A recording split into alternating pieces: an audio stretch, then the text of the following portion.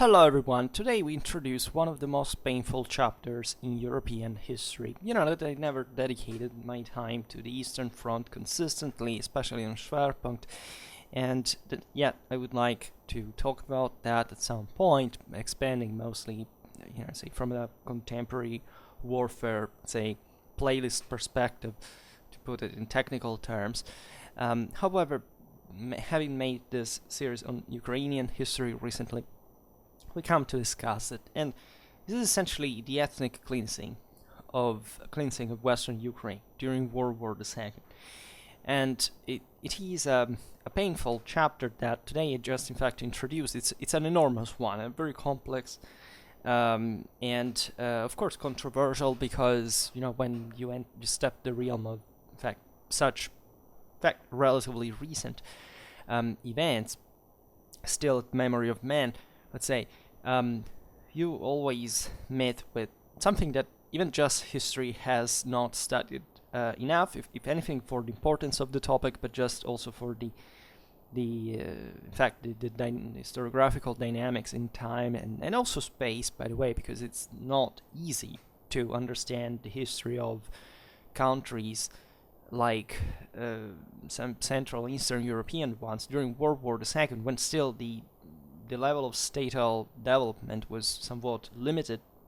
In some aspects, we don't even know clearly in some areas how many people inhabited there before the genocide and all these things. So it becomes frustrating for the historian to just make estimates with a minimum or a maximum. We're actually talking, every number we miscount is somebody's life, hopefully not lost.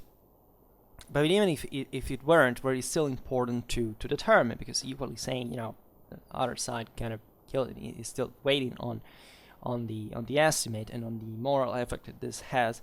And this is not, of course, as you know, I'm not a fan of moral relativism by any stand. As you know, I have my quite clear view of what especially Nazism, communism, etc.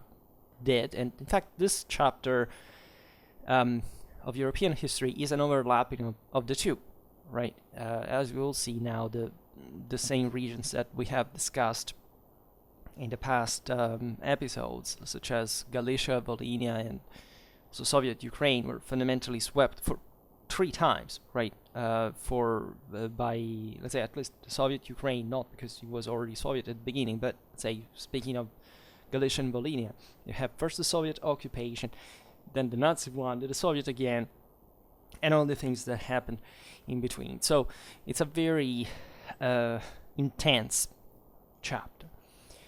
And as we were looking at the last episode, essentially about the tensions that were rising towards in the second half of the 30s in Galicia and in Volhynia within the Second Polish Republic, essentially because of the increase of international tensions or ideologization, what happened after the death of Pilsudski in Poland, that had maintained a kind of a sort of generic statal allegiance to the Polish state, not necessarily in the process of forced Polonization, and later instead this the latter policy was resumed in a less compromising way. This fueled further tensions with the mostly the Ukrainian nationalists, but also the communists that were being supported, the latter being supported by the Soviets on the other side of the border,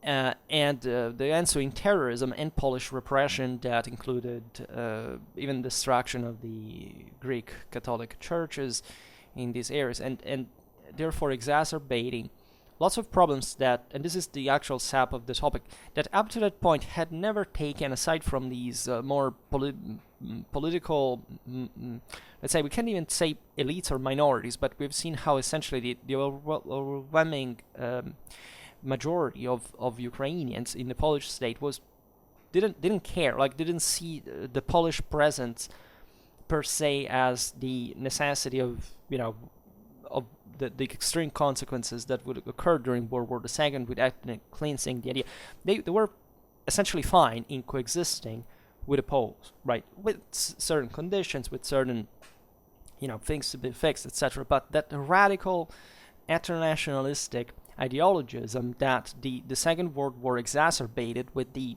unspeakable massacres were that were taking place there, properly, even just by the Nazis, by the Soviets, added to it, and this is true also for previous times. Think about the Holodomor already, and other things had really brought to this relatively pacific areas of Europe that had seen historically the coexistence of various ethnicities to get at each other's throats. And this is, in fact, one very overlooked aspect of many regions in Europe, like some where genocide took place, and or there were some important ethnic repressions, etc. That there is the frankly racist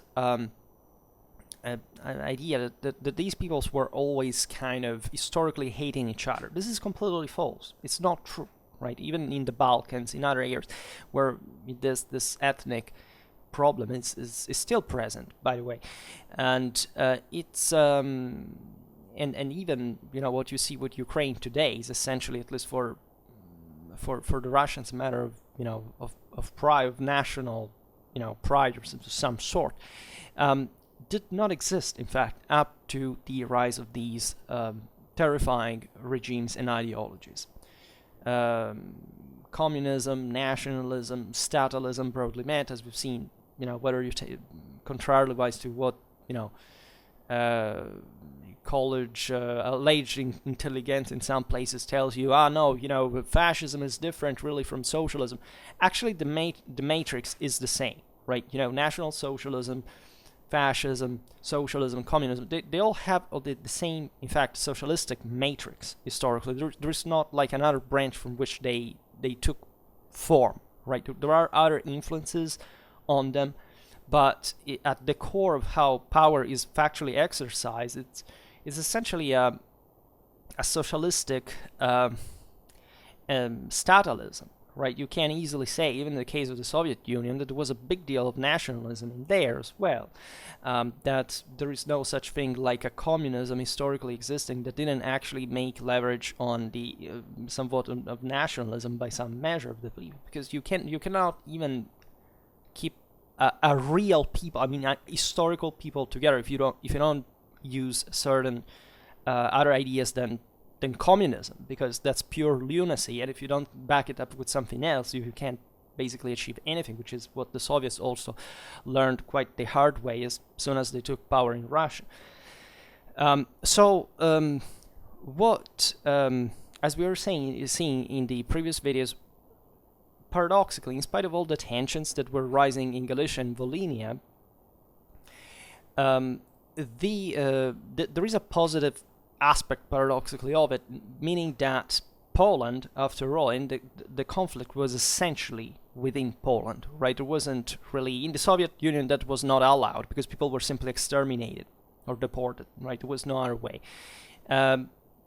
These provinces, or the Polish state, were too far from other states towards which they could hope there would be any kind of intervention. Yes, Ukrainian nationalists at some point looked towards Nazi Germany because it was the most obvious Polish enemy in a way, but it was more an ideological thing than anything, right? This stuff was happening within Poland, and this by itself means that, after all, Poland allowed, in the first place, a certain margin for political autonomy and expression, in spite, again, of the repression that took place. And so that's why also for the broader Ukrainian cause, that was mostly, at that point, the majority of Ukrainians lived in the Soviet Union, but still Volhynia and Galicia, as we've seen, were some of the most important areas for properly the development of an active, an active effort for Ukrainian independentism and general political experimentation. Poland was open to the West, was a Western country, and so on. So it was a bridge for many other ideas and of modernization and civic rights, and etc. And I forgot, I wanted to say something else, but anyhow, what occurred with World War II from September 1939 where both the Nazis and the Soviets invaded Poland jointly, is that the Polish state that had allowed this situation fundamentally was split between these two totalitarianisms.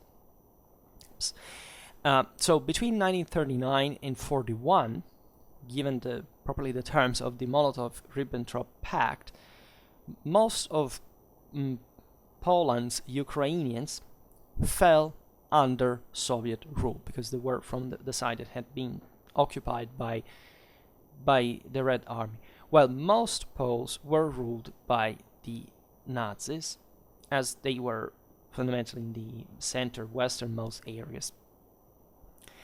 So as we've seen in many maps, even in here, the old Poland, as we say today's Poland, is in fact dramatically shifted towards the west, as it happened, as it was redrawn after World War II. But historical Poland, in that sense, or at least the boundaries of the Polish state and how they were recreated at that point after World War I, where this kind of important continental European chunk of Polish lands. And then you have the northeastern corner, what was fundamentally diluting towards Lithuania and occupying, in fact, saying Vilnius, etc. And the southeastern one that was the Galicia and Volhynia, so the mostly Ukrainian lands. And as we've seen, we are talking about areas that had an important Polish minority as well in these areas. So the eastern part fell under the Soviets for this reason, both north and the south. Now, in June 1941, as you know, Nazi Germany launched Operation Barbarossa, which invaded the Soviet Union, and thus the German forces occupied Galicia and Volhynia, as well as Soviet Ukraine entirely along the way. The Red Army withdrew from there. They would come back only in 1943. So, for the following 3 years, the Polish territory and citizens were under Hitler. Nazi Germany established territorially these two areas, the Reichskommissariat Ukraine, which included Volhynia, while Galicia, so this was attached fundamentally to the broader Ukrainian lands in the east, while Galicia was attached to the General Government, that is to say, the administrative parts that of Poland that had not been absorbed into the German Reich. So in February, Volhynia and Galicia came to be split between, divided under two different states, whereas they had, since the 20s, at that point, remained under the Polish state. So, and these two states were something particularly different, because essentially Galicia fell more into kind of what was the previous Polish dimension, whereas Volhynia in the Eastern European one, properly of Ukraine, under the Nazis, that was largely also Soviet Ukraine, the former Soviet Ukraine. So that had received this kind of statal feature, in spite of all the Ukrainization, the extermination of, actually the genocide of Ukrainians during the Holodomor with Stalin and so on. Now, in February 1943, the Germans were defeated in the greatest battle in history at Stalingrad, when the commander, von Paulus, surrendered more than 265,000 Axis troops to the Soviets. And in the following spring, the same year, 1943, the Red Army passed on the offensive. Famously enough, in summer 1944, with Operation Bagration, the Soviet Union pushed the Germans out of Ukraine, and as a consequence, the Polish-Ukrainian border was redrawn by the communists. And by spring 1945, the Red Army had occupied basically all of Polish territory, So as we were saying at the beginning of the video, when we look at lands like Galicia and Volhynia, we see triple occupation. The Soviets in 1939, the Nazis in 1941, and the Soviets again in 1944, as it had happened at that point. So when we look at the Eastern Front in World War II, of course we're looking at something that in the West doesn't matter how hard we were, hammered by bombings, massacres, things like these, and the scale of destruction that we witnessed. Let's say nothing can compare with the Eastern Front by the sheer quality and quantity of brutality that both the Nazis and the Soviets, and also in previous times, by the way, as I was saying before, thinking about the Great Famine, etc., had carried out, right? Properly the level of repression and oppression, it was just terrifying. And so when we look at countries like Ukraine, like Poland, we're aware of, of the marks of that. Even if I've never been in Ukraine, I was in Poland, and I mean, you visit certain places, you really understand the scale of what happened, right? Even if, the locals made amazing, brilliantly managed to rebuild a lot of what had been destroyed. Some things miraculously still stand historically, and there is a value in buildings and things. You may even go, maybe it's a very cynic, horrifying things to say, but let's say the death of humans, right? Innocent civilians are not really comparable in this, but let's say, humans pass anyway, right? But what the symbol of a civilization actually embodies in itself, it's something that goes far beyond, in fact, our mortal journey, right? It's a testament to the same memory of the people who were there before, and so you can't really breathe in the air the tragedy in ways that are really, I would define them claustrophobic in a sense. I don't suffer from claustrophobia, but there were a few times that I witnessed certain things that I think the sensation was pretty similar to that, because really you can see that, you can test that. It's like when you watch the news now about Ukraine, you can, right, most of the hardcore stuff is not really showed to us, but it's easy to find, and you can relate to that in the sheer horror of what it means. Well, just think about that with tens of millions of people wiped out, right? There are some areas where, like, I don't know, 1/3 of the population, like entire some count, like Belarus, for example, had 1/3 of its populace annihilated, right? We don't even know, as we were saying before, these are not countries where you can register the population precisely in those times. We didn't have the means, but we counted that on the base of the villages, like how many villages existed before the war and how after, like 1/3 was wiped out. Now, so between 1939 and 1941, what happened is that the Soviets and the Nazis, and it's important to stress the Soviets, right? This is not just about the Nazis invading the Soviet Union and carrying out massacres, or even simply considering like one side, right, better or worse than the other. Here we're talking about things that were both done by both sides in the same ways, right? Carrying out the local, say, the destruction of local societies, the deportation and the murder of the elites, because they were annoying to them. They were not functional to that political and strategical situation. After 1941, the German soldiers in the Eastern Front were ordered to live off the land. And there was not just a logistical problem to that because of the strains of the supply, the logistical chains, all these things of the Blitzkrieg, etc., that were also an important part of the story, militarily speaking, but not entirely though, was striping the local inhabitants as inferior races of anything they had, because the ultimate objective, which was known at the time by the same locals, was to essentially temporarily exploit them as labor force or even military force, but at the end of the war with a victorious Germany to exterminate them, because Slavs were considered inferior races, they were considered Untermenschen. And this brought, by the way, this went to the severe detriment of the Axis effort, because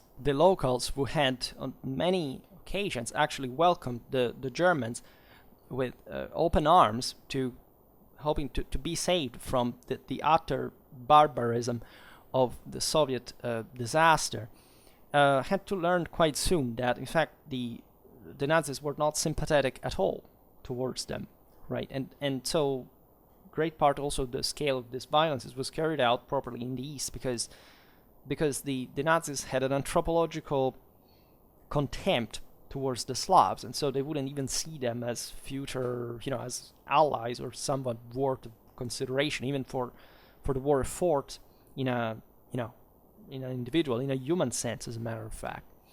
And this helped very much the Soviet cause, by the way. So, unlike what had happened in the West, in France, etc., the Germans were fighting against what they considered as inferior races. As they were properly classified as such, there was a level, like a hierarchy of this.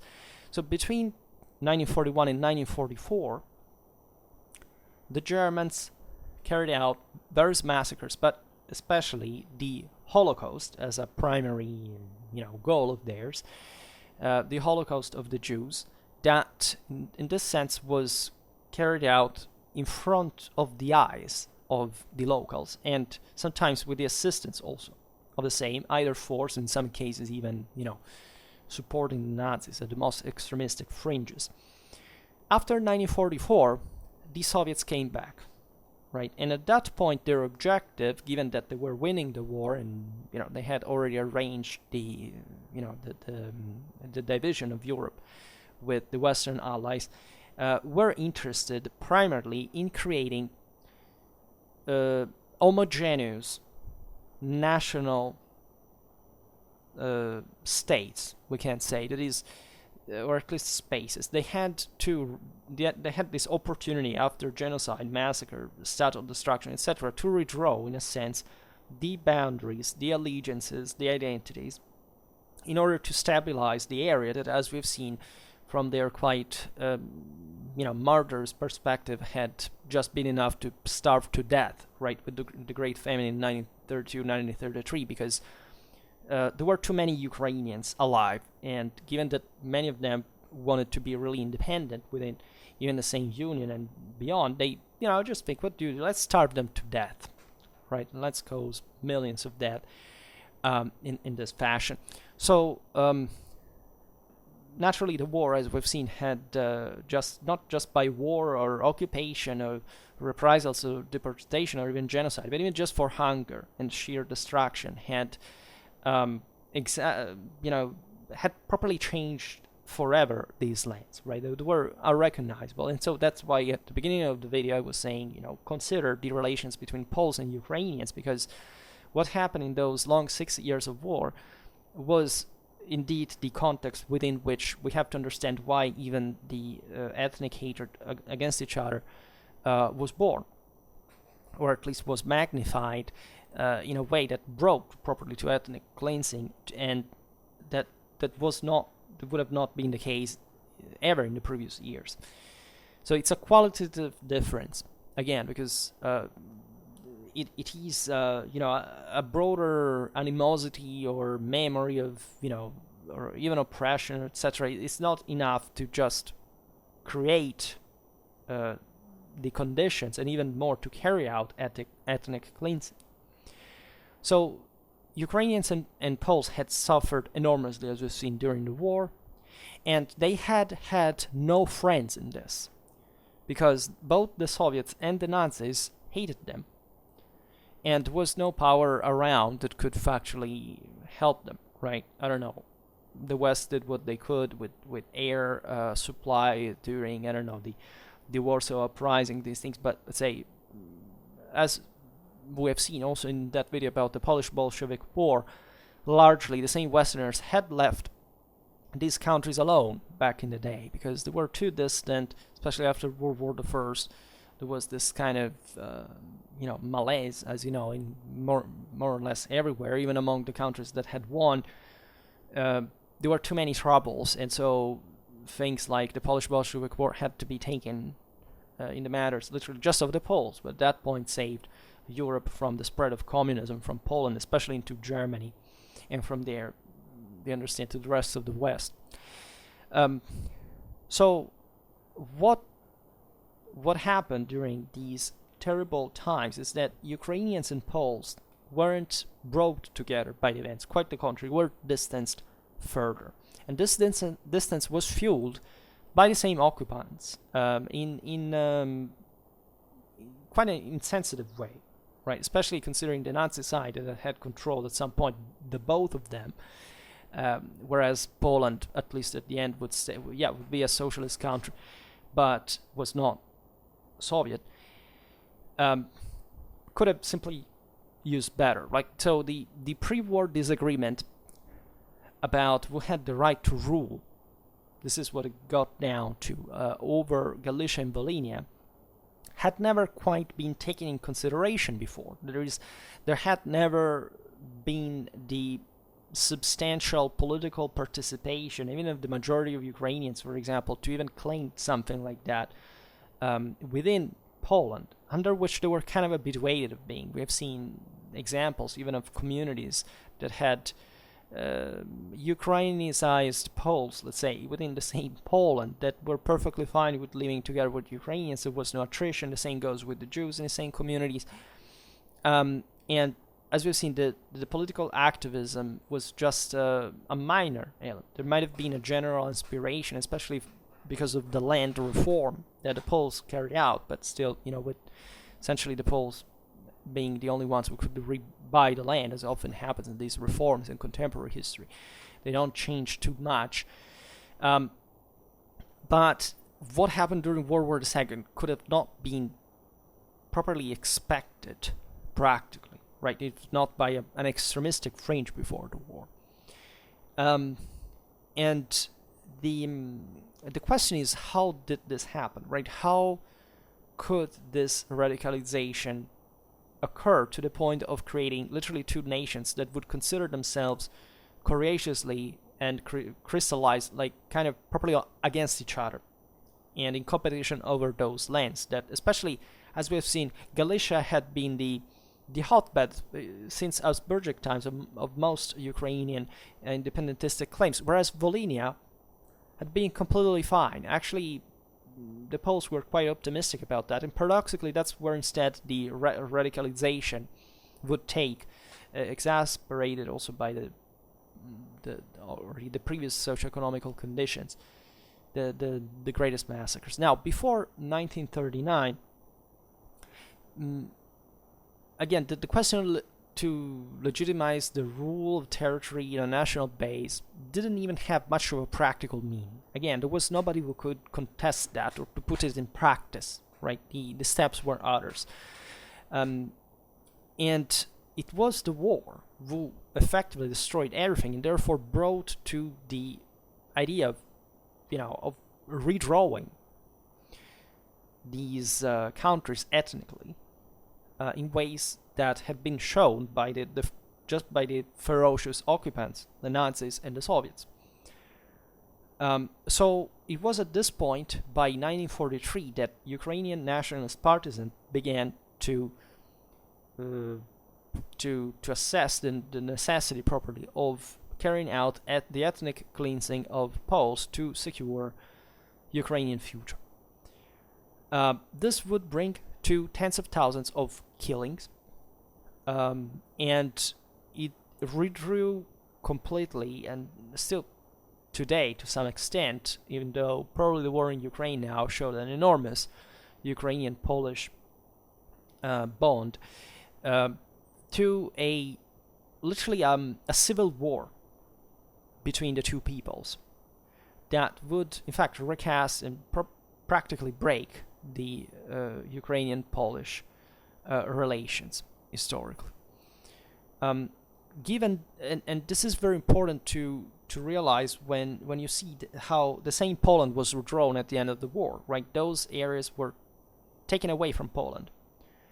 Yes, in today's Poland, so the one that emerged after World War II territorially, like if you look at the southeasternmost area, yeah, there are Ukrainians, like historically since ever, right? So, but that's a minimal amount, right? The majority of Galicia and Volhynia fell on the Ukrainian side, and so the Soviet side at the time.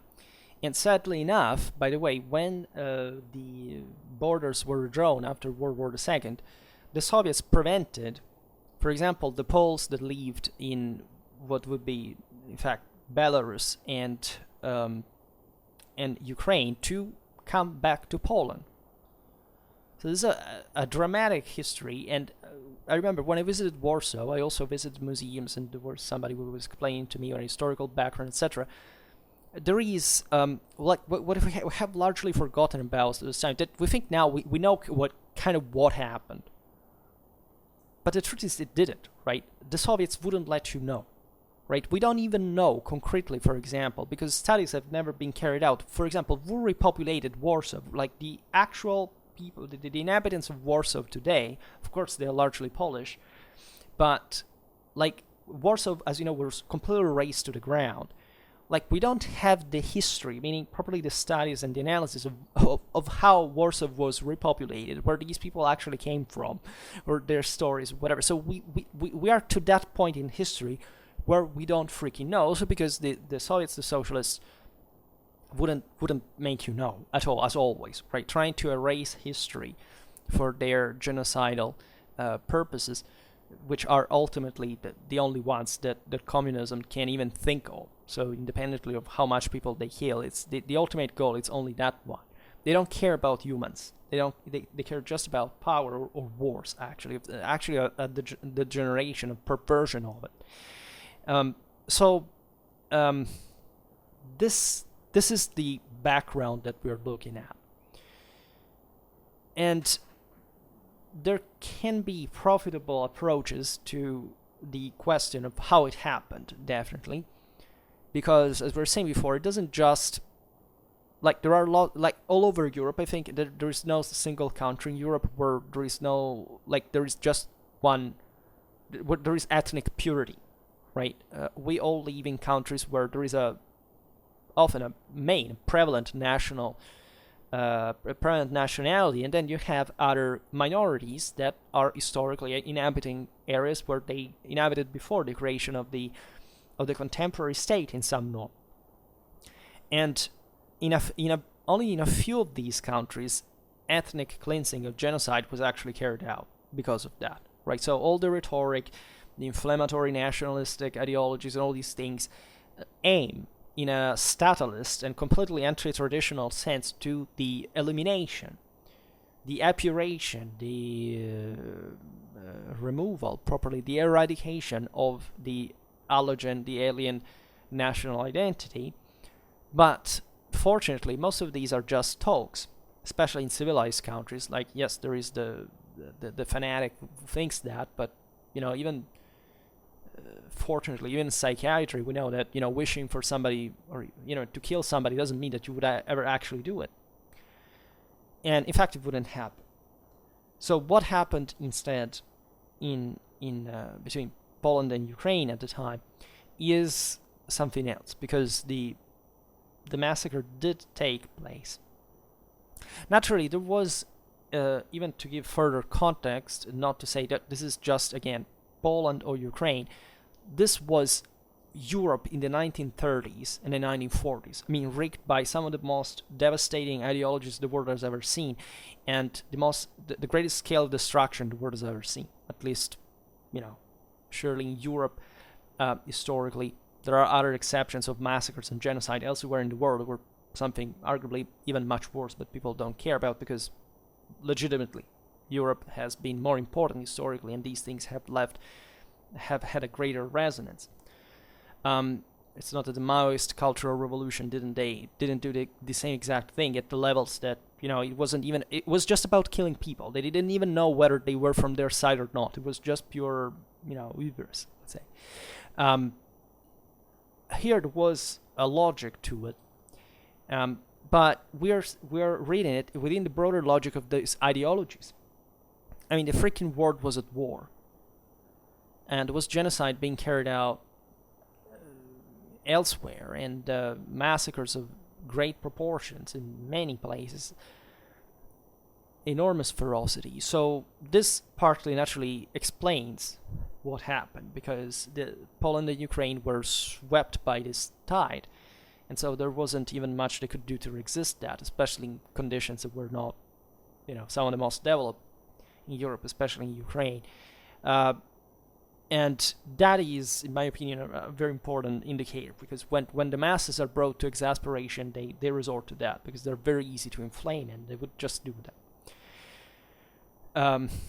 So there is one point that, as we have seen already, is again this resuming or properly possibility of enacting the change, the national change of the rule over Galicia and Volhynia, that had not presented itself before realistically.